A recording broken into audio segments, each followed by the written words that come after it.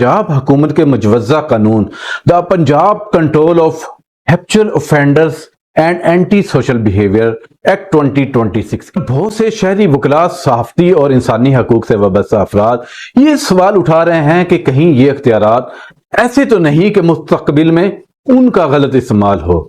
کیا کسی شخص کا شناختی کارڈ، بینک اکاؤنٹ یا پاسپورٹ محدود کرنے جیسے اقدامات کے لیے مؤثر قانونی نگرانی موجود ہوگی؟ کیا ہر متاثرہ شخص کو اپنا موقع پیش کرنے اور آزاد فورم پر اپیل کرنے کا مکمل حق حاصل ہوگا؟ یہی وہ سوالات ہیں جو سوشل میڈیا پر مسلسل زیر بحث ہیں۔ اب آئیے دیکھتے ہیں قانون کیا کہتا ہے۔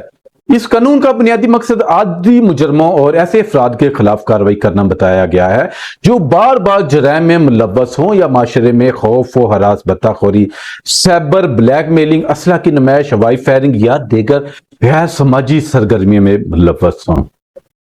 قانون میں یہ بھی تجویز کیا گیا ہے کہ مخصوص قانونی طریقہ کار کے تحت متعلقہ اتھارٹیز شناختی کارڈ، پاسپورٹ، بینک اکاؤنٹ اور جدید ڈیجیٹل نگرانی سے متعلق اقدامات کی سفارش کر سکیں گی۔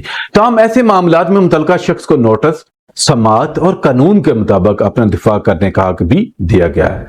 اس لیے ضروری ہے کہ اس قانون کو سوشل میڈیا پوسٹیں کی بنیاد پر نہیں بلکہ اس کی اصل شقوں کی روشنی میں سمجھا جائے۔